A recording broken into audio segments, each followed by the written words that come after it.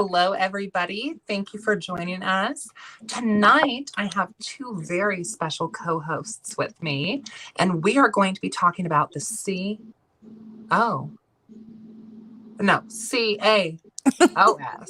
The Chilling Adventures of Sabrina. And this is going to be a real witch's kiki. But without any further ado, can I have my guests go ahead and introduce themselves? Hi everyone, it's Crafton. Just here to talk all about the last season because it was wild. Some things were a little overdone, I think, but we're going to get down to business. Hi guys, I'm Ace with Ace Readings. We're here to talk about Sabrina and that ending, though. I have some opinions. So let's start with the ending. Now, I want to just preface this and just say that if any of the viewers, if y'all have not finished Sabrina, you're not going to want to watch this if you don't want spoilers. Spoiler alert, spoiler alert. Because we are going to be talking about the entirety of Sabrina, including this cataclysmic ending.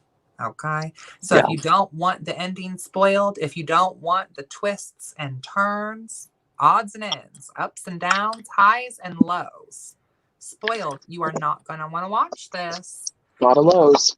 Go ahead and click off this video now if you don't want to be spoiled. Okay? Look, spoiler alert, spoiler alert. You keep looking at this, you'll get your feelings hurt. Yeah. Spoilers for days. So let's get right into the gig. So how did you guys feel about the ending? So I think I just want to say this. I think because it was canceled, right? They didn't plan this ending to be the end all be all. But there is some conspiracies around the cancellation. And I have receipts and teas on that too. Okay, because I want to know about that. But I was confused. It felt very abrupt, and there was a lot of loose ends.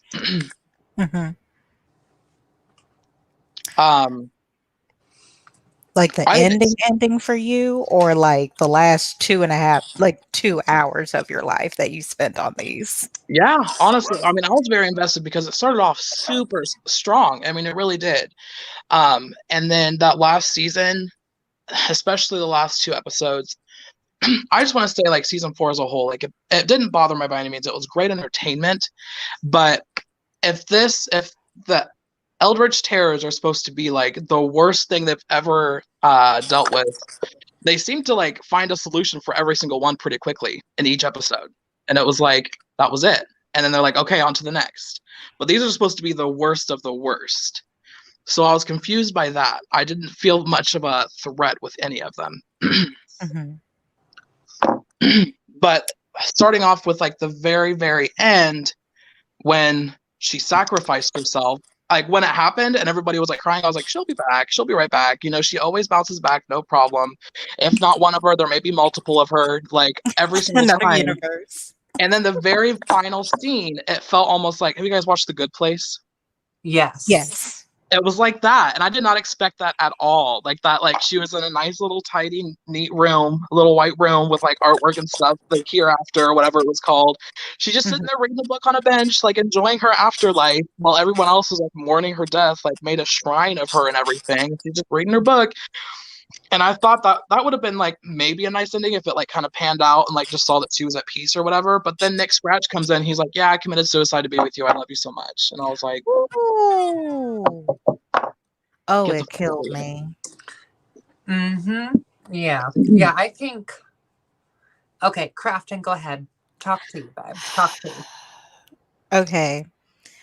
To me, I do very much feel, you know, my Aquarian, emotionless, nonchalant self was mentally invested on some of this because I was just like, to me, the terrors were the terrors because, for one, a dictatorship, because I feel like that is just, for every marginalized community, there's always one.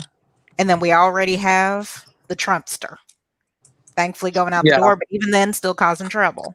still up to some bullshit. And I feel like that was very much like the character that Faustus played. Like he played that to the T. Right.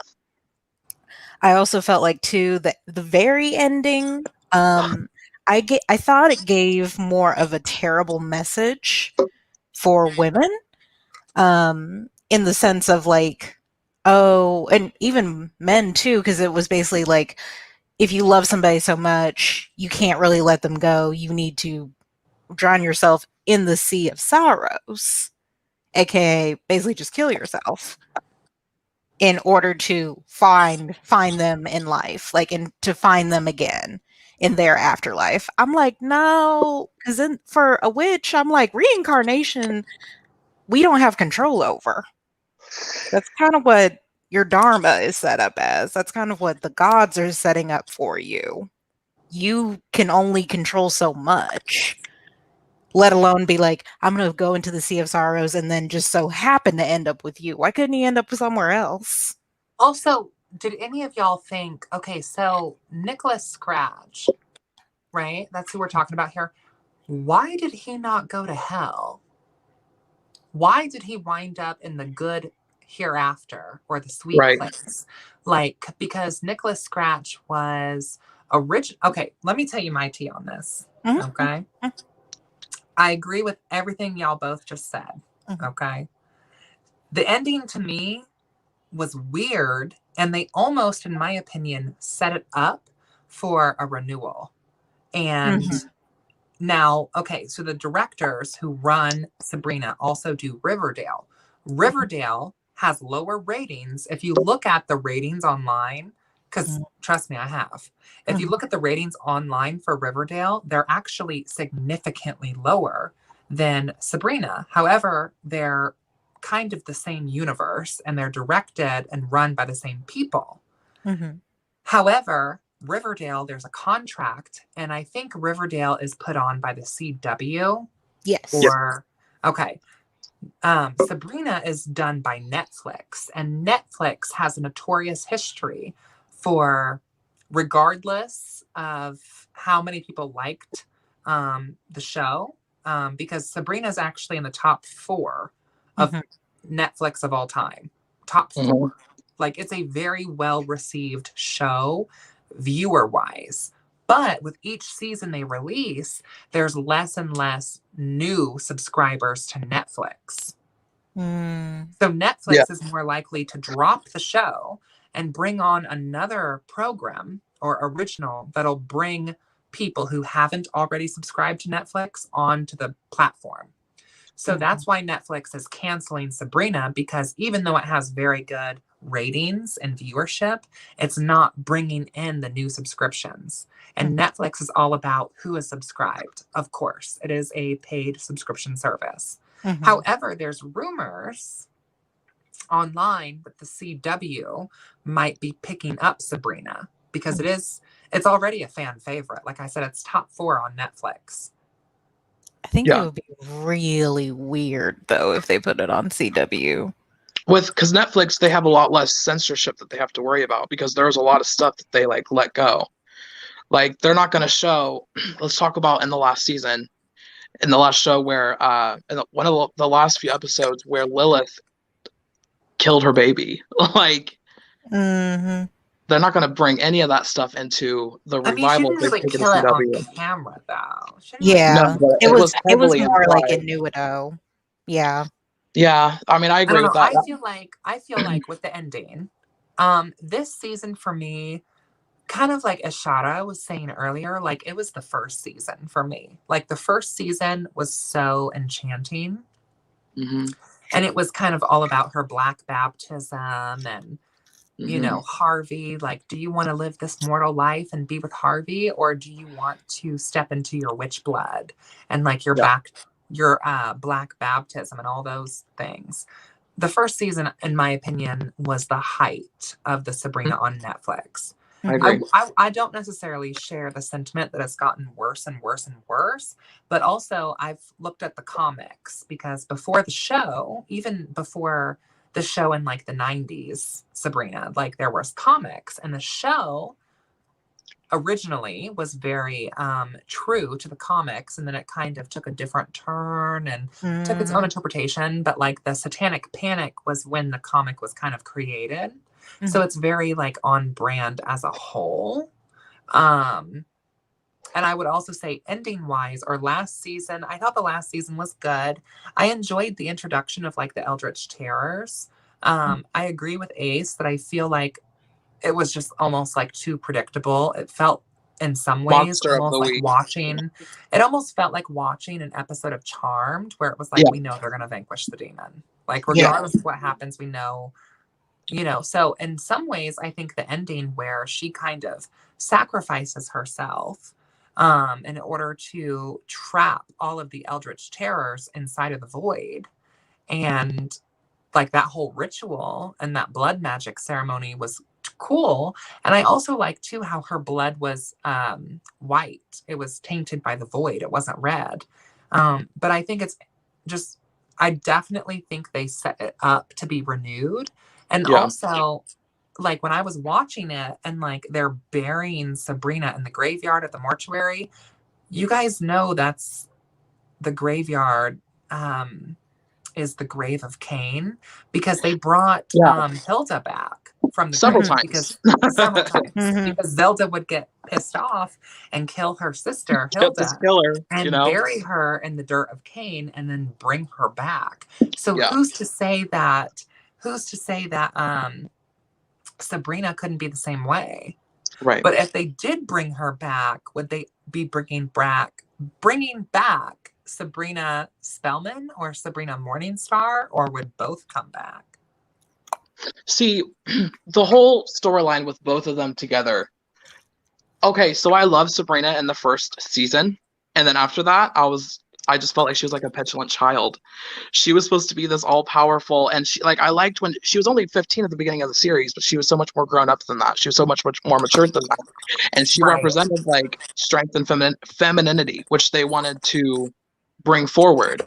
But she was always doing some stupid stuff all the time. Like in the last season, what really frustrated me was in the episode of The Returned, where Zelda was like, there's your father, don't remind him of what happened or it'll be bad. And she was like, okay, got you, Aunt Z, like we'll take care of that, whatever. And like the very next scene, she was like, do you remember this? Do you remember your wife? This is me all grown up now. Are you happy to see me? Well, I thought it was weird too how we had Mambo Marie. And for the past 2 seasons, I was thinking Mambo Marie was going to be like Marie Laveau. Like I was like, okay, so they're not calling her Marie Laveau, but I feel like Mambo Marie is Marie Laveau. And then when it actually came out that Mambo Marie was actually Boan Samdi, I was like, You've been in like a lesbian relationship for like the past 2 seasons. Like that's a little rapey, bro. Like that's a little weird. But I will say that who's to say if the season got renewed? Here's another way I think they set it up for a renewal. If it's not the Cain pit for Sabrina, it's Boan Samdi for me. Because if Zelda goes to Boan Samdi and makes some kind of deal, Boan Samdi being connected to the dead, who's to say that if the Cain pit doesn't bring Sabrina back, that Boan Samdi couldn't bring Sabrina back? True. Okay, yeah. Because they're going to have to find some sort of loophole or whatever to bring her back if the graveyard of Cain doesn't work. But are they going to bring back Nicholas Scratch too then? Because if she leaves, then he's going to follow her. I hope not. I was sick to my stomach season 2, where the entire season we go to hell for a man? No. For a man. No. That was not the energy we needed. Look, my thing was like, I'm just glad that Harvey is no longer, confused about if he loves Ross or if he's still got a thing for Sabrina. Okay? Yeah. So I was okay with Nicholas Scratch because I was like, look, she can have a baddie for a little bit, you know what I mean? She might get it out of her system. Morningstar Sabrina was like, I'm gonna hit it up with Caliban. Mm-hmm. And Spellman was like, why you talking to him? He almost killed us. Right, and Caliban is made of clay, and he can't be trusted. She's like, also, can we talk about babe? We went down to the ninth circle.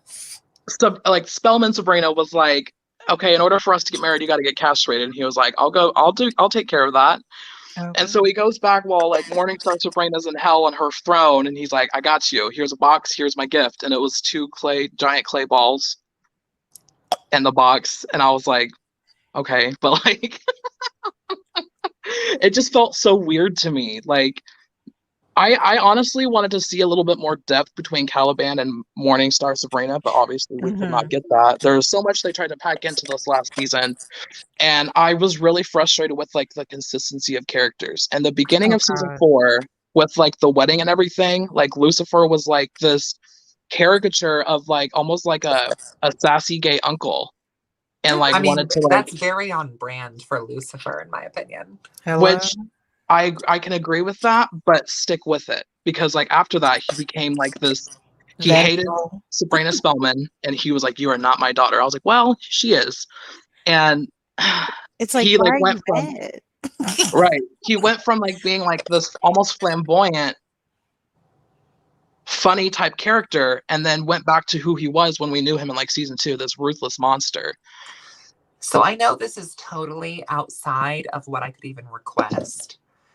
But if you guys have seen Lucifer on Netflix. Girl, that's what I was about to say. I know this is crazy, but if we could have had Lucifer from real Netflix Lucifer play Sabrina Morningstar's father. I feel like they probably tried, but he was probably still locked in his contract with CW. Is it CW? I think it's CW. I think it is CW. Because it's on Netflix now, but they even had the same kind of issue trial run, because they basically canceled 4th season.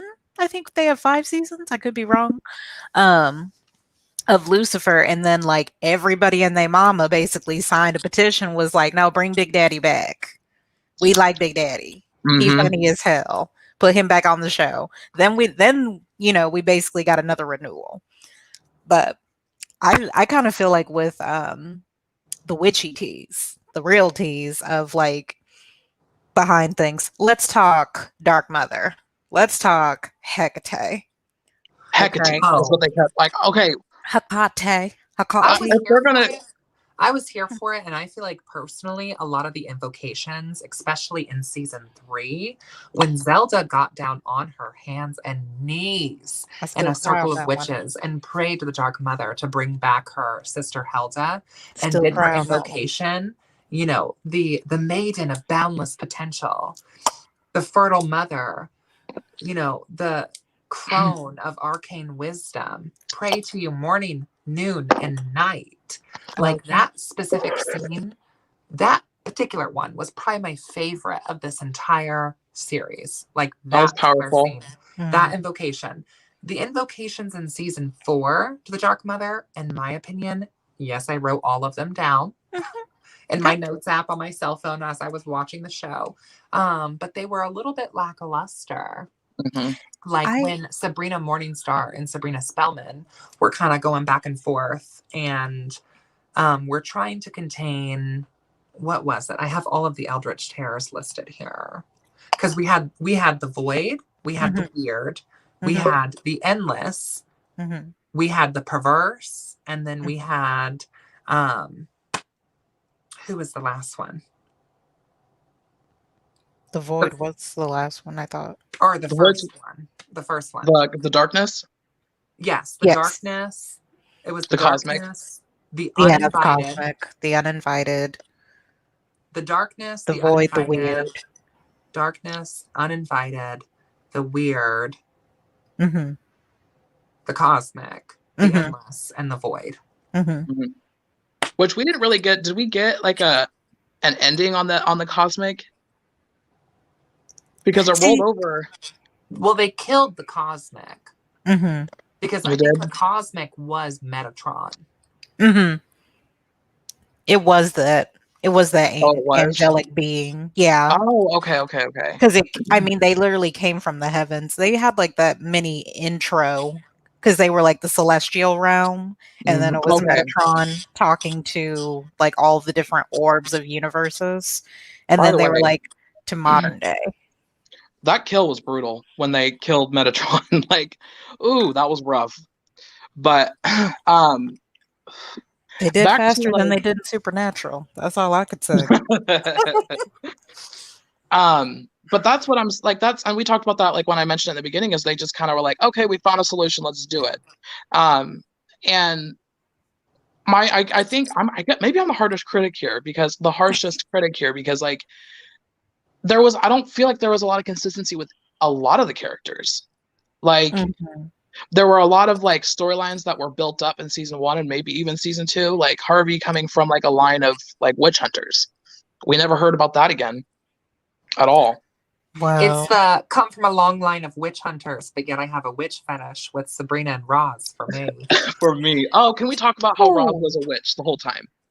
Oh my Please. god. First of all, for every Black woman that is a witch, or any person of color who is a witch, like, that was groundbreaking to have that conversation, to say that, yes, the cunning, or even in my family, we call it, like, it's known as ESP.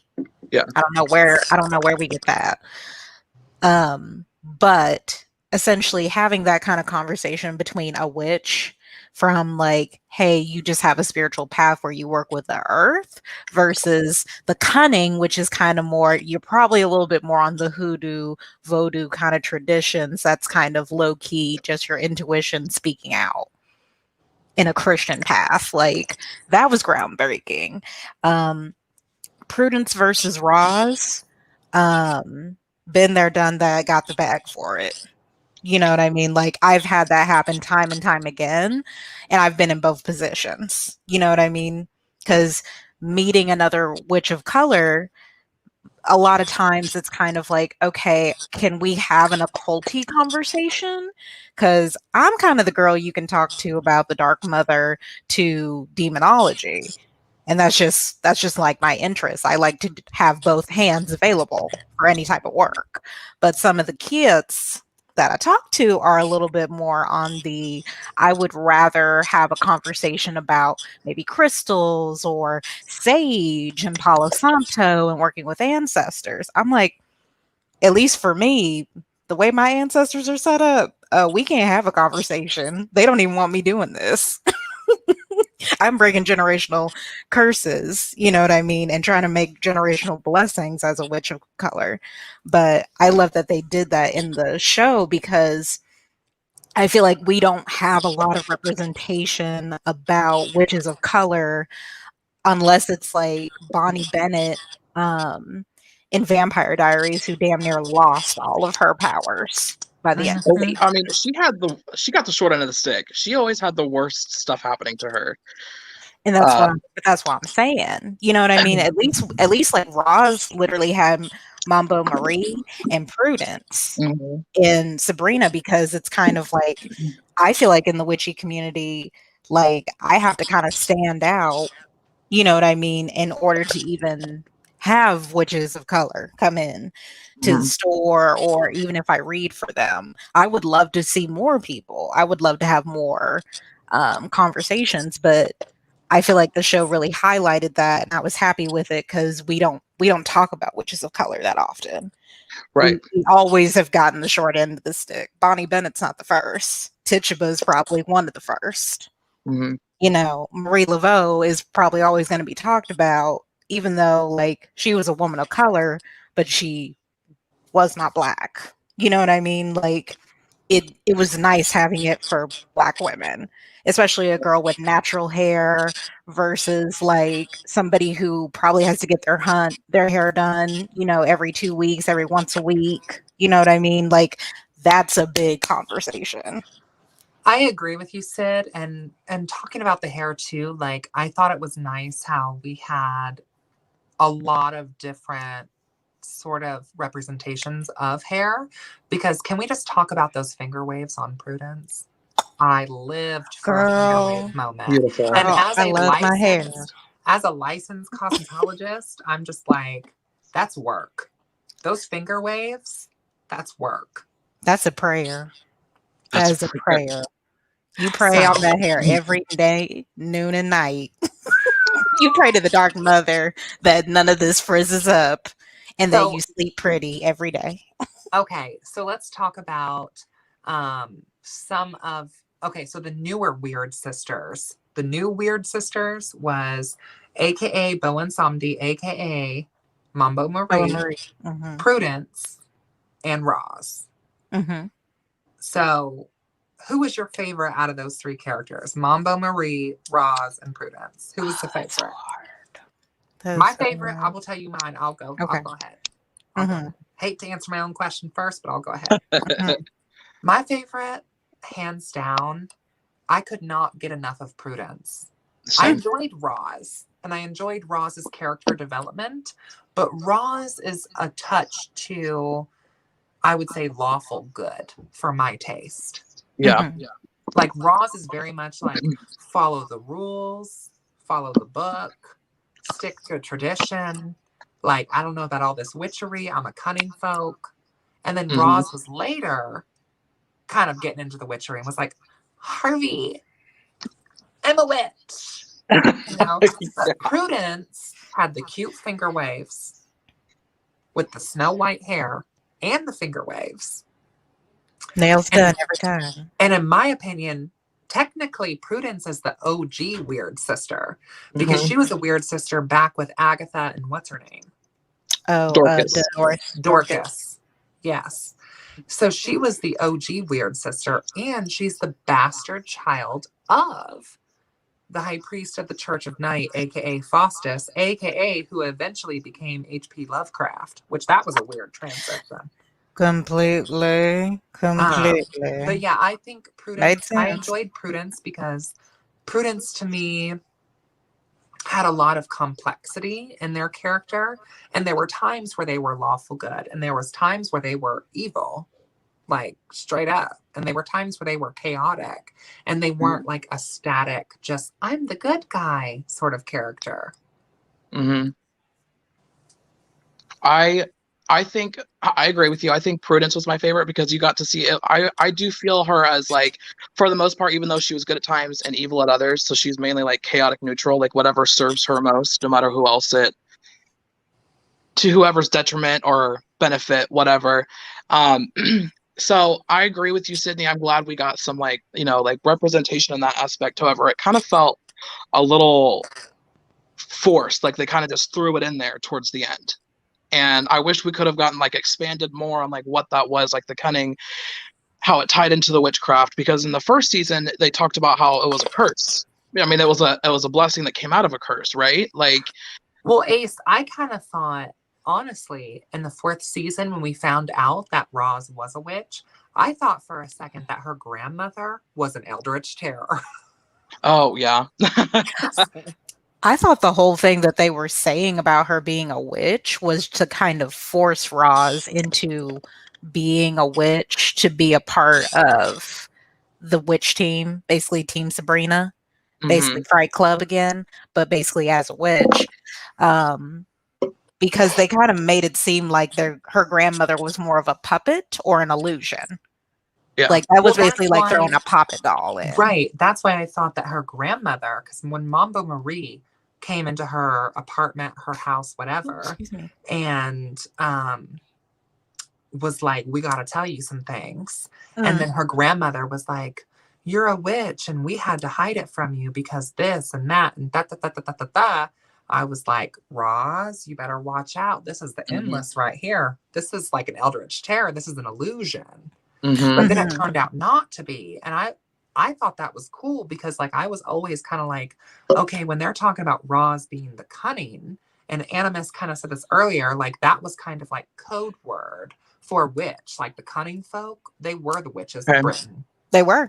Right. So when she was saying that she had the cunning, I had thought that was kind of like at the very least, you're a mystic and a seer and a psychic, and like you have the sight. Even if you don't practice witchcraft, there are witches out there who don't do spells, but who practice divination. Yes. But I think it was kind of sad that we didn't get more of a development, because I was kind of like, Prudence I like, but I think I liked Prudence because she was unapologetic. Exactly. But I also think too that like she kind of had to be forced into certain situations to change her mind, to change her perspective. I think if it was like, if Faustus never like had her brother and sister, I can't even remember what their names, their cute little names are, but Judas if he and had Judith and Judas, if he didn't have those children, she would still kind of be the star. She would still kind of be the brat in a way. But I also thought too, like, I'm like, as soon as that happened, she kind of changed her mind and then started running around with Ambrose. Well, I don't think that Judith and Judas had nearly enough character development, personally. Oh, no, they never did. They were just, this is what they were. They were faithful servants of Faustus Blackwood. And they were incestuous, right? I think so. Like, there was one scene where, like, Prudence or Ambrose walked into, like, the main office, and you heard, like, made me uncomfortable, but you heard, like, the headboard banging against the wall, and they're like, wow, they really just got comfortable here, didn't they? And I was like, okay, so we're just going to throw that in there and not really say much about it, okay. But I swear they would never do that with white kids. Just to be real, because I'm just like, why would you do that with two children of color? Why we always gotta do some weird ass shit like that? Well, it doesn't really add anything to their characters. I don't know if the incestuous aspect of Judith and Judas is in the comic, but I do know that the original comic is extremely blasphemous. And it's supposed to be like, the original comics were supposed to kind of be like a satirical piece based off of the Satanic Panic. And that's why there's so much like, what in the heaven, instead of like, what in the hell? Or, instead of saying like, God bless, they say like, Satan bless, or praise Satan. That iconic scene in the first season where Aunt Z had her little, it was like a ring with a cigarette on it. She had her sunglasses on the porch. She was like, praise Satan. Yes. I don't know. So what did you guys think of the very first season? Okay. I did not like it. You didn't? Really? It wasn't a vibe for me. Like, I was just kind of like, for me, she was whiny all through the first season. Oh, I did not. Okay. I'll tell you the truth. Sabrina's not my favorite character. No. I didn't watch it for Sabrina herself. Right. Yeah. I watched it for Prudence, for Ambrose. I think Sabrina is very whiny, and I think Sabrina is very, like, just painfully lawful good. Painfully. I kind of thought, like, honestly, the ending in general made me just really think it was like the ending of the Fool's Journey. Like, if you had to think of the show as like major arcana, like, she reached her completion, like, she got to the end. And if you think about it, kind of like Lovers Upright, you know what I mean? Or like the Fool has achieved their journey in this life and has done what they needed to do on Earth in order to essentially ascend to the next level. But they're stuck in like a purgatory. I just don't think she's really dead. No, I mean, the thereafter just makes me think it's another word for purgatory in general, which is you're just in the middle. Yeah. You're in the in-between, betwixt. Yeah, because Sabrina Spellman should still technically go to hell because she had her black baptism. Yes. Because it was Spellman who signed her name in the Book of the Beast and who had her black baptism. So if she was really dead, why wouldn't her soul be going to hell? Well, and I asked her she has Morningstar's soul, though, too. But when Lucifer was dethroned, like, he was not all in charge anymore. Well, and then no, I thought they put Sabrina Spellman's soul in Morningstar's body, and that's why Lucifer and Lilith came. Well, that's why Lilith came to Lucifer to make a deal and was like, "Hey, your daughter's body Morningstar's body is being desecrated by the Spellmans. And I'll tell you all the tea if you give me my power back. And remember, Lucifer ended up finding out that his daughter's body, Morningstar's body, was being inhabited by the Spellmans, Sabrina's soul. And he was like, oh, that's haram, that's impure, da, da, da, da, da, da. She needs to have her good funeral. And then they came to the Spellman's mortuary, and Sabrina Spellman in Morningstar's body with the void trapped inside of it made all those miners disappear and everything. And then Lucifer went back into hell, and then Lilith was like, okay, so like, where's my powers? We had a deal. And then Lucifer was like, you're the last of my concern. And then Lilith pulled out the lance or the sword or the spear. I think it was the spear of Longinus, and stabbed Lucifer and drank his celestial blood. Yeah. And that's the last we heard of Lilith and Lucifer. Suppose. Well, Lucifer was cursed to walk the mortal realm powerless, like how he cursed Lilith. And then I think Lilith is kind of assumed to become the new queen of hell. So, but that was one of those loose ends, because I know that's not like the last you heard of Lucifer. Like Lucifer's not just done. Like, you know, and Lilith has always kind of been in a power struggle to be in charge, even though she's kind of taken the back seat a few times. Like, even from the very beginning, that was always her intention. At first, it was her to rule by Lucifer's side, and then she was like, okay, he doesn't care that much about me, so I'm going to do my own thing. That's what I gathered from it. But that was one thing that I was like, I struggled with, is in the last season, was all those loose ends. Like I told you, that inconsistency in characters, you know, like I really feel like the only character that I feel like got a full circle, like a good storyline, was Agatha. Because Agatha went through some shit, and then she ended up killing Dorcas, lost her mind, was serving Faustus, and then she had to be back with, like, when Dorcas returned with the Returned.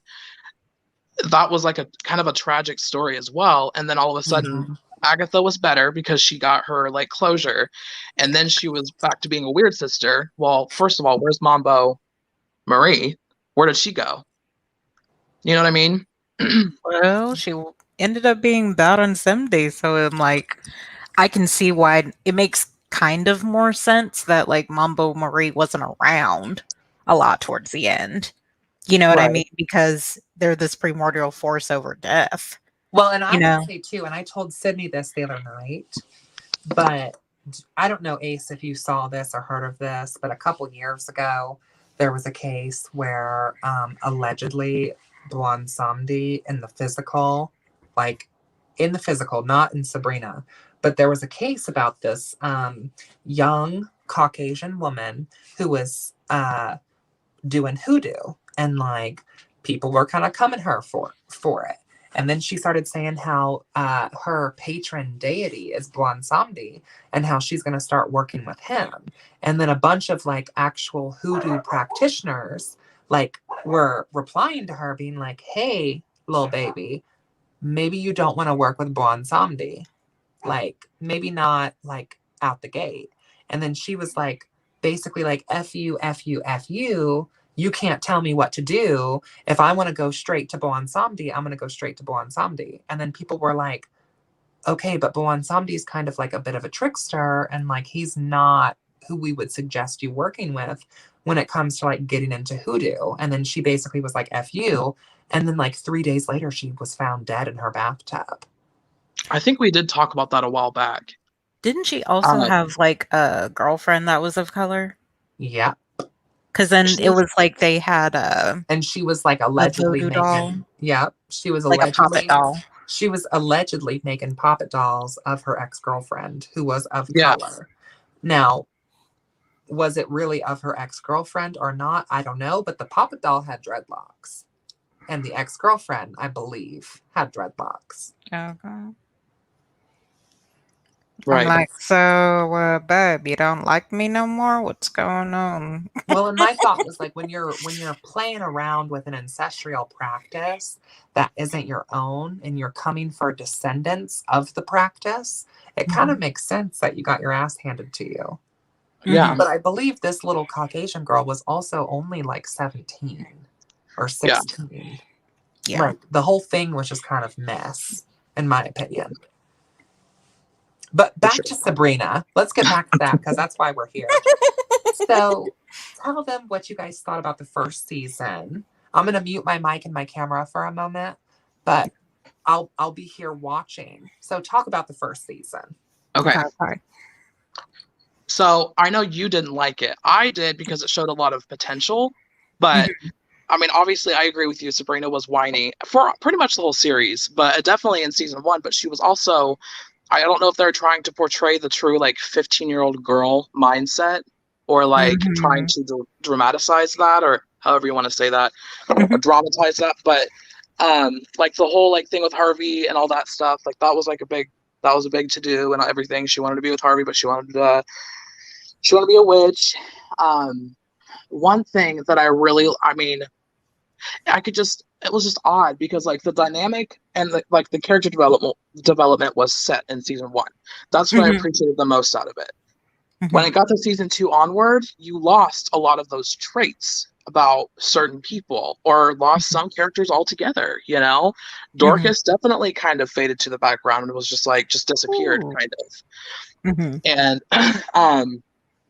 like I said earlier about like the whole like Harvey was supposed to be a witch hunter and I thought they were going to be more based on that. And then the whole thing with Theo, I forgot what Theo was before he was who Theo was before he was Theo, but that was a whole thing as well where like he was supposed to be a strong ally of the witches and I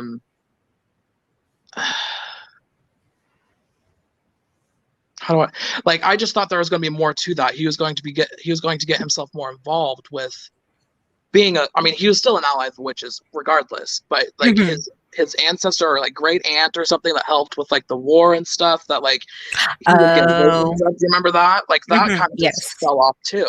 So where did that go? You know what I mean? And then Roz, like she developed her cunning at the cost of losing her sight. And then Sabrina made one quick spell and she was like, okay, you can see again. We're good. All right, that's it. Next. And that was the end of it. And so like a lot of potential storylines that they could have really kind of delved into, they just threw off to the wayside and then threw in a lot of other stuff. Like season 1 and season 2, like it was like slow, like downward steps.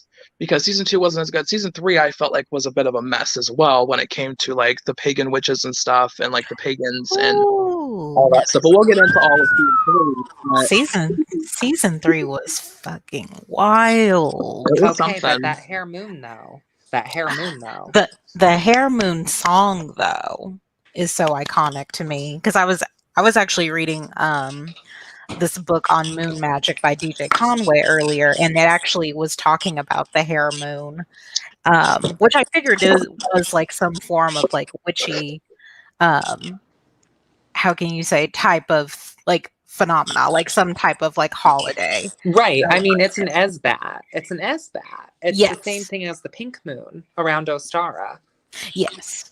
I figured it was like a thing, but it was just you have to think of like the type of books that you would even have to read to even like find that, I feel like, or like just being associated or more connected to the Esbats in general. Like I'm trying to learn more about the Esbats. So I just remember like for some reason the hair song just kind of stuck with me.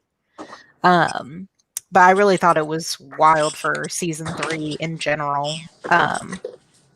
Because of like the kind of satanic witches versus like the pagan witches. Because I'm like, I feel like that happens all the time anyway in our community. Yeah. Kind of like left hand path, right hand path, I feel like is what it's more saying.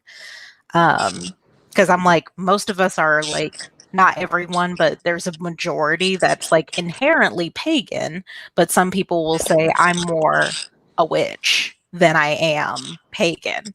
You know what I mean? Or I'm like more eclectic, or I follow a pantheon, or I'm non-theistic. I feel like when they created that in what do you call it, in the show, it kind of highlighted that conversation. Is it? Yeah. I agree. Yeah, I see that. I'm looking I just at wish we Animus, had. I mean, there's only so much you can do with so many episodes, but I wish there was more like understanding of what the pagans were doing, and like they were just through the bad guys, point blank, period. And I would have liked to see a little bit more, I guess, like versatility, development. Yeah. Because I mean, they like the witches, like the main witches of the show, kind of let the pagans kind of just run rampant and do what they want. And at the very end, they're like, okay, we've had enough. Let's take care of it. And then that was just like, again, just kind of like the monster of the week in the 4th season.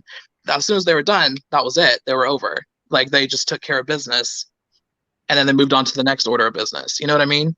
I want to get your opinion because Animus Channel left a comment and said, I think they were talking about when I was talking about, are you inherently pagan or are you more witchy or vice versa? But they said, is it based on stages of the craft or are you called for by particular entities, gods at their own timing regardless? Which is an interesting question. I feel like when I started out as just a witch in general, or just like in general, like I feel like I started out more pagan because paganism just kind of made more sense. And I found one book that just talked about paganism, and Wicca at the time was just more not confusing, but just more complex. Yeah. But I feel like I literally have witch tattooed.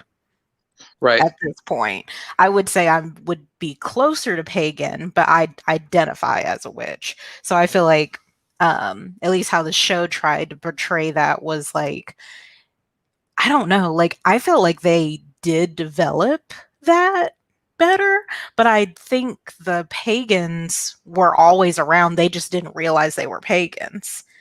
Yeah.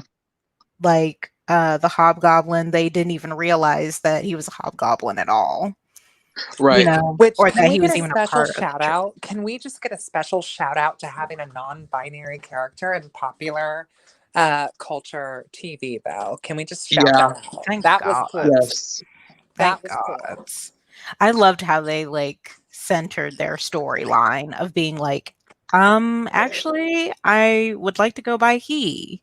And like how they talked to their dad and how their dad kind of reacted, but how his friends like celebrated him in the end, or even having to like stand up to people and be like, just please go by my pronouns. No, that was okay. So Theo was a trans man. I'm talking about the hobgoblin. Oh, the Puck, hobgoblin, who was non-binary.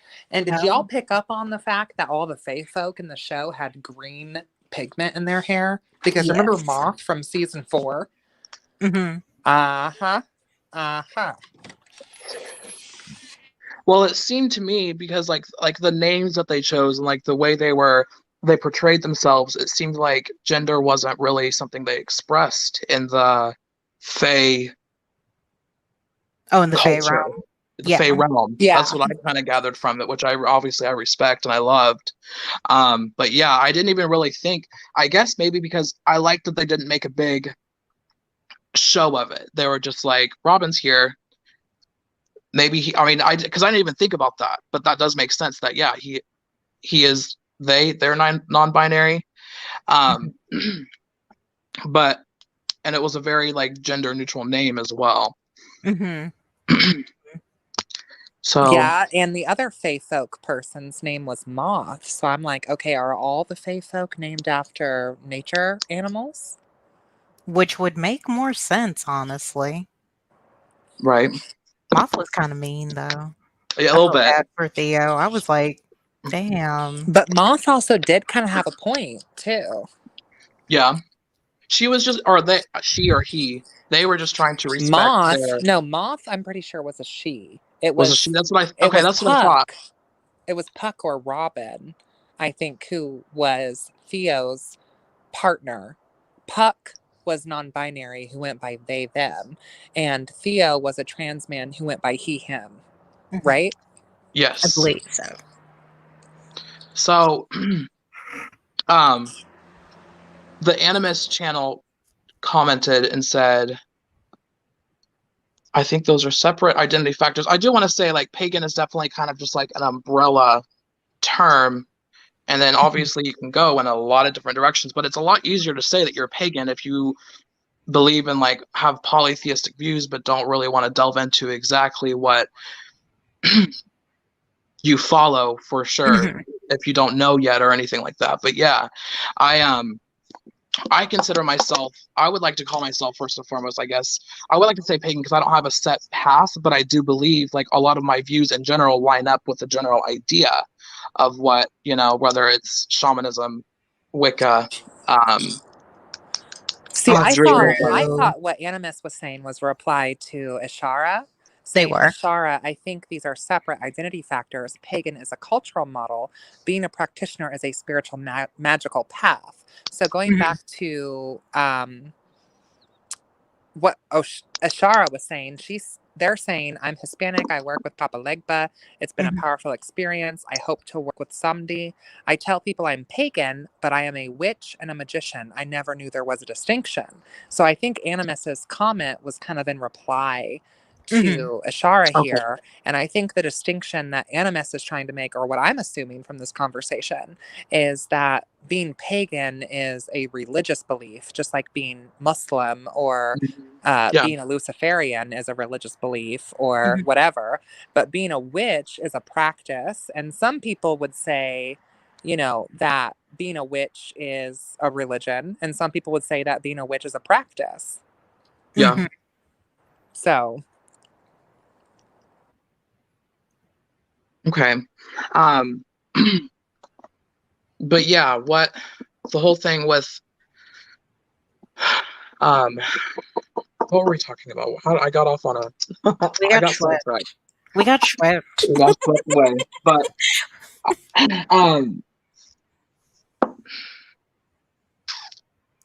so, like, okay, let's get into beginning of season 3. Okay. Because this is around the time the twins are going to be born or about to be born. Who was it? Sabrina is basically like full-fledged in the witchdom, getting away or kind of like in between what they should do. Hopefully that helps Ishara. We got swept. There was the whole situation. Ambrose and Prudence were going after Father Blackwood, right? Or was that? That was season 3. Okay, and then I'm trying to. There was so much. They packed so much into season 3 because I remember, you know, Sabrina was trying to cheerleader by day, trainer call by night. I think that's the ASMR. She's like, I need a snack. I had to get a snack. But... And so that was really kind of like that tour, like that. I mean, they were both decent storylines, but they were so very different. It was hard to keep up and follow both so closely because it's been a minute since I've seen it. But she really wanted to be Queen of Hell. She loved every bit of it. And then she was like, what were the unholy relics? The challenges that she had to like, the 3 different challenges against Caliban. Yes. For some reason, that season clicked with me. Don't ask me why. Being in hell, I guess. I'm like, well, seems kind of fun going in between the worlds. Which was interesting because Sabrina loved every bit of it. And then after she got acclimated to it, because in season 2, it was supposed to be the worst place they've been to and they were getting tortured and stuff. Then season 3, she was like, yeah, I want to be the queen of this. This is pretty cool. And it was like kind of like a big party all the time. Spellman basically was like, wow, it's like nobody really needs me here, like in the mortal world, but over in hell, Morningstar, you know, Serena Morningstar is like getting her life, getting the bag, and you know, really stepping into her power. And I'm still trying to figure this shit out. Like, I'd kind of like just going to school and learning about the occult, but I still got, 7th period geometry to think about. Right. Like, and yes, sure, like everybody was getting laid. Season 3 and 4. I was like, okay, this is like the most sex talk I've seen on a show. So I can only imagine the parents, the grandparents, the grannies, the step-kids, everybody who's taking care of kids, trying to watch the Sabrinas, and out of nowhere, it's like, Scratch and Spellman are getting down and boogieing. Which I do want to say, I'm not going to go into specifics here on the channel about this because it is under wraps, it is under works. And I am, in a way, kind of under contract, so I can't talk a lot about this at the moment publicly. And I'm not sure if I'm ever going to really divulge or share a lot of information about this on my YouTube channel platform publicly. But Sydney, you saw the receipt, so you can kind of vouch for this. I am going to be talking to high schoolers as a public speaker about paganism, the occult, and witchcraft. And when I was asked to do this, I was kind of like you were talking about the parents. My first thought was like, I think this is like a private school. So what are the parents going to say with a tattooed 6-foot stacked, honey, honestly, witch showing up to the school? Like, I'm just like, that was my first thought. Was just like, okay, I'll do it. I don't think they'll, I don't know. I don't think it'll be a big deal because I feel like so many people in the industry of being like a psychic, a seer, a mystic, whatever we want to call ourselves on these paths that we're on. I feel like everybody's got a tattoo somewhere, if not more than one. You know what I mean? Yeah. And if that was really the case, they wouldn't have called you. And It's also really just a package deal. You know what I mean? Like, it's really how you present yourself when it comes to the occult. So, like, I had to send her, like, the person who contacted me was, like, going through my YouTube channel to, like, vet me or whatever. And I'm like, damn. Like, I have a lot of stuff on my channel about the left-hand path, especially as of late. Which, like, isn't a problem, and I'm not ashamed of it. But I'm also like, are you going to tell me I can't talk to the kids because I showed them how to do a Trojan hex? I mean... There's going to be... Well, here's one thing about following this type of path or believing in this type of thing is no matter where I go, I have no shame in who I am and what I believe in. I don't like broadcast it. If somebody asks, I'm like, yeah, that's who I am. That's what I'm all about. Like for instance, I went to Subway the other day and I got to talking to the girl behind the counter making my sandwich.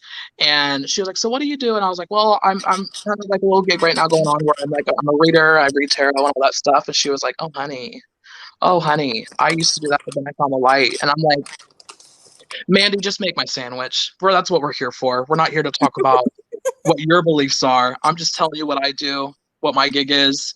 You asked me, I told you, but you don't have to give me your philosophical beliefs on it. So I really do feel like people think it's like their duty or their job if they follow something differently to be like, well, this is what I believe in, and I think you should too. And it doesn't drive me crazy or anything. I know we're going to get that everywhere, but it's just like, that's kind of what my point is. I think you're going to get that everywhere you go. I just feel like they wouldn't have said anything if they didn't want you. So I'm like, just get the bag, babe. Just get the bag. Right. I know, but I'm also kind of like, I always said I would never go back to high school again. Well, never say never, babe. In the craft, in the digital, the physical, or the astral, babe. I know. Don't ever say never. I know. I mean, I'm every looking time we forward do to the opportunity, and I'm thankful, and I'm grateful that, like, I'm able to do this for the kids, like the literal kids. Because I jokingly, and Ace and Crafton kind of speak on this, but like, at witch school in class, I jokingly call all of my students kids, but like all the kids are really adults. So like, this is going to be like the real time talking to the real kids, like the actual kids. You're really going to be saying kids. What Ashara is saying down here is I am glad that you're able to do this because there are kids that are struggling with their path or feeling ashamed of because of what they're conditioned to believe for so long, they think that's the only right path. So I think it's good to bring light to people that are impressionable and want to learn this type of stuff, but don't know where to look and don't know what to look into. So even just seeing that there are real people out there that believe in what they believe in, that gives them a little bit more validity and like confidence to follow their own path and be their own person. Mm-hmm. So I am excited to see where that goes for you, for sure. It's a new thing for me. Yeah. And too, like, I think because I have a YouTube channel and because I make content and because I have a Patreon and because I'm an HP and a reader and I do, all types of readings and this, that, and the third. And because I teach and I'm an instructor at the store, I think people think that like, it's not the case, but I actually hate public speaking and I actually get really nervous. And Crafton, I don't know if you were there. I don't know. I think maybe it was Hale. I was there, babe. I was there. But the back at the Blue House for the witch school for palmistry, I remember there was like 24 kids. They were adults, but students who had enrolled, and 20 is our cap. And I had 24 for palmistry. And I was like a good 10 minutes late actually to teaching class because I was just like so overwhelmed. But there was people in front of me, to the left, to the right, and behind me. So I think that's what I get nervous about. Yeah. It's just the public speaking aspect, Mm-hmm. And like, I'm thankful to do it and I'm thankful to have the opportunity. But I'm also just like, this is going to be 30 high school students I'm talking to. Just divide so it's just going to be 30. I mean, as long as it's not like a filled gymnasium, I mean, not during COVID. Not during COVID. 30 is already enough. I'm like, I keep forgetting. Listen, do you guys ever have struggles with remembering that we're in a global pandemic? I honestly, because there's times where I'm just like driving down the road and I'll just like walk into a store without my mask and I'll be like, because I like wallet, keys, phone. Okay, we're good. Walk in. I'm like, where's my mask? Have to run back out to the car. Da, da, da, da. But anyway, that's just my side thing. I kind of have struggles with remembering that we're dealing with this right now. But I want to say that AKA Morningstar said even the churches has their witches. Yes, they do. There are witches in the church, babe. Absolutely. And that was kind of what I was kind of saying to Ishara earlier, is that like pagan is very much like a religious belief, but there are Christian witches out here. There are Baptist Christian witches in these Baptist churches, these Methodist churches, these Lutheran churches, these Catholic masses. There are absolutely Abrahamic witches. There are Islamic witches up there in the mosques. Okay. Mm-hmm. There's Buddhist witches out there in the pagodas. Okay. I mean, we're everywhere. We're the cashier who checks out your groceries and bags them for you. We're your dentist who works on your teeth. We're your hairdresser who does your hair. Matter of fact, most hairdressers are witches. Okay, let me just say that. We're the waitresses and waiters. Speaking from personal experience there. We're the teller at the bank. We're the gas station attendant. We're the fast food employee. We're your doctor, your nurse, your lawyer, your sister, your cousin, your brother, your uncle, your friend. We're everywhere. Yeah. And I also want to say, I love bringing a little bit of normalcy just from like my reading experience, doing parties and groups and stuff. So there was a family that I did of, she was like the matriarch of the family, the grandmother, and then she had her two daughters and her granddaughter who's about 10, 11, such a little sweetheart, and is just like idolizes me just because I play with the cards and do this, that, and the other. And she sat with us the whole time during the group reading and everything. I loved every second of it. And then she hired me again for a second group reading, and her the woman that hired me, the grandmother, she took her granddaughter to, there's a place called Crystal One Creations in Kokomo, which is a beautiful store, but like got her a few crystals to start off with, and like got her a little like bitty tarot deck to like, you know, she was like, and we don't play with them. We sit together at the table and study them together. And, you know, kind of starting her off early and kind of letting her know that it's a normal thing that if you're interested in, that you can pursue. And that little 10-year-old girl like was so happy to show me her cards and was like, look what I got, Ace, look what I got. And I loved that, you know, bringing some light to the mysterious side of things and showing that it is just like a normal, beautiful thing that anybody can look into. Yeah. Yeah, absolutely. So you guys, we have been streaming for 64 minutes, believe it or not. And I try to keep my streams between 45 minutes and an hour, because I'm not trying to be one of those people who stream for 8 hours. But anyway, what are our closing thoughts about Sabrina? If someone who is a practitioner and a witch were contemplating seriously watching Sabrina, and they came to you as a witch, as a practitioner, or as a pagan, or a Luciferian, or whatever, and was like, hey, what do you think of Sabrina? What would your closing thoughts be before we sign off for the night? Mine are, I think it's a great source of entertainment. Point blank, period. I don't think I do think that they bring in some truth, but it's all for entertainment purposes. That's it. Crafton, what do you think? What would you say? It's an experience. It's a wild ride. You have to watch it yourself, but and then just key with me, you know, call me, beat me if you want to reach me. When you want to get into the specifics. Okay. I'm not mad at the show. I think it's good and bad in different ways. For witches in general. But yeah, girl, check it out. And you tell me what you think. Okay, you just tell me what you think, girl. Okay. I would say, like both of my lovely co-hosts said, it's good entertainment. But call me, beat me if you want to reach me, if you want to talk about the real tea and the specifics of the witchery. Like the Hare Moon, like the Hecate Invocations, like the necromancy, like the biblical literacy, talking about the Cain pit and the mark of Cain from the Bible. This, that, and the third. Okay. But yes, we have gone way past our stream time. We are at the 66-minute mark, and I think 666 is a pretty good number. So we're going to end on that note. And I hope to have both of these wonderful, beautiful, kind, talented, charismatic, and intelligent guests back again for us to maybe dissect Sabrina a little bit further and really get a little bit more into the actual witchery and occult rituals found within this pop culture Netflix original series. And until next time, blessed be.